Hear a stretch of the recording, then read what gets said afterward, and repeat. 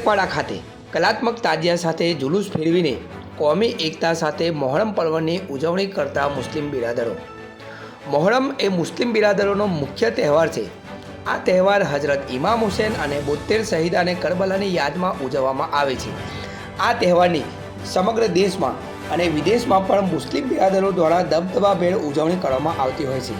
ત્યારે નર્મદા જિલ્લાના તિલકવાડા, દેવલિયા, રાજપીપળા સહિતના વિસ્તારોમાં દર વર્ષે પરંપરાગત રીતિ રિવાજ અનુસાર મોહરમ પર્વની ઉજવણી કરવામાં આવે છે।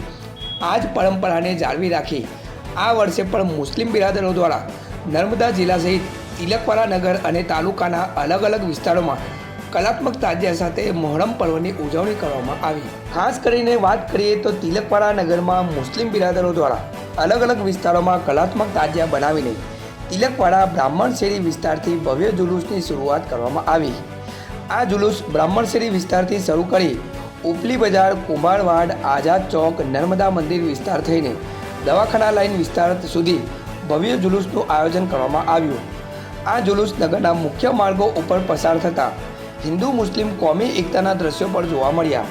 સાથે જ કેટલાક લોકોએ ચોકલેટ, બિસ્કિટ, આઈસ્ક્રીમ અને ઠંડા શરબતનું વિતરણ કરીને હજરત ઇમામ હુસૈન અને 72 શહીદાને કરબલાની શહાદતને યાદ કરી। તો બીજી તરફ નર્મદા પોલીસ દ્વારા પણ ચાપતો પોલીસ બંદોબસ્ત ગોઠવી દેવામાં આવ્યો અને શાંતિપૂર્ણ માહોલમાં કોમી એકતા સાથે તિલકવાડા નગર તેમજ તાલુકામાં મોહરમ પર્વની ઉજવણી કરવામાં આવી।